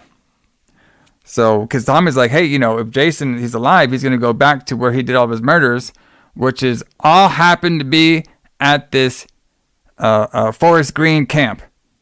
They got the exact location. So now they're driving in the car, right? And Tommy, he has this great idea. Okay? And his idea is like, well, how do I stop an unstoppable reanimated Frankenstein monster? Well, I'm going to drown his ass. Yeah. In the lake that he came from. Obviously, that'll work, right? Yeah. Because, I mean, he's an undead zombie Jason, but drowning will probably work. Yeah, I mean, it's a good idea. You know what I mean? Sure. Mafia style. Put him with the fishes, brother. So that's what they're on to do. So now obviously Jason now shows up to Nancy's place, and she starts praying. And she's like, I pray the soul of my Lord to keep. And I was like, she's praying to Metallica? Like, what's going on here? Oh, I see what you did. That was funny. You like that? Yeah. Okay, gotcha. That album hasn't come out yet, brother, but she was playing to Metallica. Well, technically it has, because that album came out in 1991. We're at like 1995. That is true. Yes, if you go with our timeline on the Friday, that album has came out, so we're good. Yeah, so she probably just heard that from the Metallica album. Yes, pretty much. Yes, I mean that's what I got it from. Yeah. So then Jason hears some stuff outside, so he leaves. And then sheriff has showed up. So the sheriff showed up to the camp because the sheriff wants to tell all the people at the camp, like, hey, your boy Court, he's like dead. Okay. So I'm not sure why. So he already knows his daughter and all them safe. So he wants to go tell everybody, hey, we're not going to tell Court's parents. We're not going to like try to get the next of kin. No, we're just going to tell all these counselors, hey, your friend's dead. Which I can kind of see. Did you think maybe he tried to call the parents? They didn't get an answer. I don't know. So they get there. They open up the counselor's room, and there's blood everywhere. We don't see no bodies, but there's blood everywhere. He's like, oh, fuck. Yeah. Tommy's at it again. Tommy's at it again, brother. He got out somehow. So now then we see this one cop. He is like kind of like on the bridge of near the lake, and Jason comes up and kills his ass. All right, because we're getting those body counts up, brother. And he did a knife from his belt, his little Batman belt. He had like a little knife in it. So the sheriff sees the kids. They're okay. All right, but they see Nancy. She's not there. So we have another cop. He's like walking around. He says he hears something in the bushes. It's Nancy. And Nancy says she's scared of this big scary man. And the guy's like, what big scary man? And of course, Jason comes out there and he fucking crushes the cop's head with his bare hands, brother. And I'm just like, well, bro, you got more on your utility belt. Can we use that? Why can't we use, it's not. So he just uses his hands. So yeah, I want to see more of those tools on his utility belt. Now this little tool belt. This head crushing scene, Jason has done it before because he did it in number 3. Yeah. But unlike number 3, we don't have some random eyeball pop out. So, no, because it's not in 3D now. Yeah. So after it's not 3D, brother. Okay. So now Jason appears. So after he crushes the guy's head, so also too the cop tried to shoot Jason a couple of times too, but it didn't work. All right, because undead monster. Right. So now the sheriff Garris, he is now checking on the other kids. They're okay. And he basically is going to get all the kids into one cabin. Like the guys and the girls, all the kids into one cabin. They go to the cabin. He says all of them to hide underneath the bed. And he's going to go out there with the shotgun and figure out what's going on with this boy, Jason. All right. So he's out there. He sees the a dead cop. All right. So like he's out there wondering, like after he left the kids, he was out there and he falls down. Like he gets tripped on something. And he sees the dead cop. And then he sees Jason. And then he starts to shoot Jason with the shotguns 3 times. I put shot him 3 times, and then no shit, he shot him 3 more times with a handgun. 6 times, brother. 6 times. He fucking shot this guy, but then he runs away because nothing's working. So now we know that guns don't work on, or bullets don't work on our boy Jason. Nope, because he's a resurrected undead monster. Yes. So now Megan and Tommy, they arrive. All right, Megan sees the blood on the cabin. Now she knows everything is serious now. Yeah. We're almost at the fucking end of the movie, and now everything is serious for her. Fuck, okay. So Jason is now, he's like chasing Garris around. And Megan, she is just going off. Kids, where are you kids? Dad, where are you, Dad? Just screaming around off. And Tommy's like, yo, shouldn't you like shut the fuck up? Like, just shut the fuck up. Yeah. But she doesn't. She just keeps going on. So Tommy, he's just like, okay, I have my plan, and I'm going to let this bitch do whatever she wants. So he just goes to the lake. He sees the dead cop. He's like, oh, okay, whatever. So he goes on the boat. He starts making like his little rocket, his chain. Okay? Mm-hmm. Megan's calling for the kids. She finds the kids. This one kid's like, yeah, we're all dead meat. It's like, okay, I got you, kid. Should have been. So, yeah. So she's screaming as like she's calling, she's walking around and she eventually sees the dead sissy's head. So she sees like an ambulance, right? She goes into the ambulance and dead sissy's head was in the ambulance. So now she's freaked out. So Garris hears Megan. So why like Garris is running from Jason and they're about to fight each other. Mm-hmm. Jason and Garris hear Megan calling for the dad. And now Jason wants to take his attention towards her. All right. But then Garris is like, no, I got to go protect my daughter. So he starts fighting her and fighting Jason. He's like fighting him, knocks him down, gets a rock, starts bashing his head in. And none of that shit's working, brother, because Jason just gets right up and he fucking bends this fucking guy in half. Yep. And snapped him in two. Talking him in two, which is pretty crazy. That was a pretty crazy death scene. I'll give him that one. I mean, it looks kind of cool, I guess. Yeah. I mean, it's just a crazy look, but it's just so. It's just more of this, like how it's just so unrealistic. Like all the deaths, or most of the death scenes before, like I still maintain that you there's no way you could be strong enough to crush somebody's head with your hands. Was the zombie Jason? Well, but in part 3 he wasn't. Yeah, but like now he has supernatural blue lightning 80s power. Yeah, that's completely different. Now he could do it, but in part 3 he couldn't. Yeah. But but mostly it was still realistic. But now he can do anything. Like he's just a super zombie. Like he can just he just been like he broke a human being in half. Like, we saw that during the whole film. Like he chopped 3 people's head off in one swipe. He killed 2 people with one knife on the fucking bike. He bashed some girl's head through a tin wall. But this was all designed by the director to make Jason's kills very campy. Like make him very surreal. Like, oh, this could never really happen. Kind of kills. Silly and it's just silly bullshit.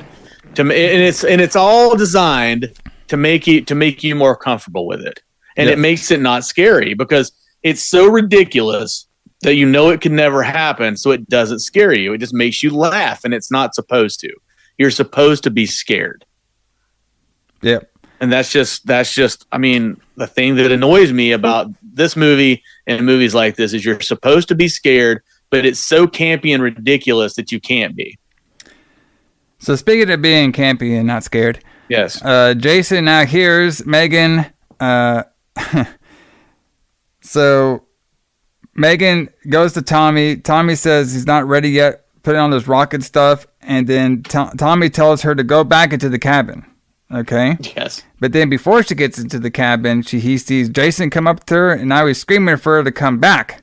Okay. So which one is it? So Jason's about to get Megan. Okay. Then Tommy is now taunting Jason, saying, "I'm the one you want. Remember me?" And I'm just thinking, like, this is like a fucking Frankenstein Jason. Why does he care who Tommy is? It's just some dude he wants to kill. But does he remember Jason? Does he remember Tommy? Would he recognize him after all these years? Yeah, so apparently Jason just walked away from all these easy kill victims and just goes right to Tommy. Mm-hmm. All right? Because he calls him like a fucking... So our boy Tommy does some threatening words to him. He calls him a maggot head and you pussy. Yeah, because after everything Jason's been through, I mean, his mom, he lived in the woods alone because his mom thought he drowned for a decade or more, 20 years. And then he comes out of the woods to find out that his mom had her head cut off. So he collects the head of his mom and her clothes and then lives in the woods for a while. And then and he's a deformed hillbilly. And he gets revenge on everyone that had anything to do with killing his mom or anything to do with the camp or the lake or live near the lake. But calling him a pussy pisses him off. Yeah. Yeah, bro. So that's what I'm supposed to believe. Yeah. Okay, fine. Called him a fucking pussy. All right, now he's going to get you. So our boy Tommy, he's on like the boat, right? With his, with his little plan. And Jason's like, you call me a pussy? I'm going to walk out to you. So he walks under the wire. God. So then Tommy can't find him, so he lights the lake on fire. Okay, then Jason eventually grabs him. They do a whole water fight. Then eventually he Megan's crying and shit, and then Jason grabs him and he breaks the boat in 2. But during this, Tommy gets the chain on his neck doing that. Yeah. And then now the chain has now sunk the Jason down to the bottom of the lake. And I liked how they did. You can see the old Crystal Lake sign with the Camp Blood around it. He just so happened to fall right there in that direction. Jason is now holding Tommy's foot. So if Tommy supposedly drowns, Megan is like, maybe I go better help him. So she goes in there. She doesn't get butt-ass naked like all these other girls in the water. No, she keeps her clothes on. So, unlike our, the girls from the previous film, where every time there was water around, they had to get naked. So, she jumps in there. She gets Tommy out of there. She gets grabbed from Jason. She eventually gets away from Jason. And now Jason's stuck down there in the water. All right. Well, she actually used the... She actually used the boat's motor, so that still worked. Yes, and that motor, she basically motorboated him. oh, what a terrible joke! But yes, she uses the blades of the motorboat to cut into Jason. Yeah, on his neck. And apparently they filmed that in Tom McLaughlin's swimming pool, and it ruined the filter. It ruined the pool filter or the pool pump because of all the like shit that they've used in that scene. Well, that's pretty sweet. So she gets on out of there. We think Tommy's gonna die, but this is a horror movie, so he doesn't. He wakes up, spits it all out. He says it's over. It's finally over. Jason is now home. Yep. Jason is home now, brother. He's in the water. Like, remember, because he drowned, kind of, even though he's alive. He drowned there, and now he's home. And then it's the next... Well, he was fucking home anyway, in the fucking grave. So what's the... Okay. Yeah. Anyway, right. If they just left him alone, this would never have happened. So next morning, we get a shot of the lake, and then we get Jason below it, and he's still alive. Like, he's still there. So that's it. His eyes twitching. So maybe he's gonna be back for another movie for part 7. Maybe there'd be some new people in that one. I don't know. Not really maybe. Sure.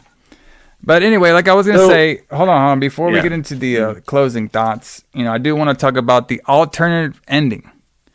Oh yes. So actually, that just might be a good idea. So the director Tom, this is on the Shout Factory DVD stuff. You can find it. So the original idea that he had was he wanted to explore the story of Jason's father. Okay, so we knew about Mrs. Voorhees, Pamela. We knew about Jason, but we didn't know about the dad.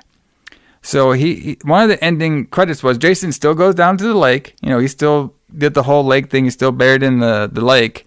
But then we would have cut, instead of at the end, just seeing Jason underneath there with his eyes open. We would have cut to the groundskeeper guy. So he didn't die. We would have cut to the groundskeeper guy, and he notices that, he was there, he was mainly there to take care of the Pamela grave and the Jason's grave. All right. And then we see this figure walk up. All right. And then the figure, he was like, the groundskeeper was kind of nervous. Like, yeah, I've been taking care of him all these years. I promise nothing ever happened to him or nothing, even though some shit did. And then the guy... And then not supposed to be Jason's dad, and now he's a little upset because Jason went out of the grave and he's in the water now. So he might have explored. I think if this Tom guy could probably kept that in, they're gonna make the dad maybe like the villain of the next movie stuff. So, but that ending never happened. So we never got to explore there. So, which I think it might have been a cool idea. We never did figure out who Jason's dad was, but sometimes it's better to have that mystery. I think a lot of times it's better to have that mystery. I really feel like a lot of things are way over explained these days. We don't need to know why all this stuff's happening. We just accept it and follow the story. That's all we need to know. Exactly, brother. So that's it, guys. Jason's back. He lives, and now he's in the bottom of Crystal Lake, just hanging out. And of course, this is actually one of the famous Jason toys, I would say, too, where you can, you keep Jason in the bottom of the lake and the river. They always have those toys nowadays with them on there. Yeah. This is kind of a cool little menage. It's a cool little token, like that on there. Yeah. So. But yeah, I mean, let's see. This movie was my favorite because it didn't really have the punk rock, sex, and drugs and violence that I like. But it had some good stuff, but I could see it. This was like the kid-friendly Jason movie. Yeah, I mean that's what it's. I mean it's just this is definitely where you start pulling for Jason to kill people, and it's like he doesn't even kill kids.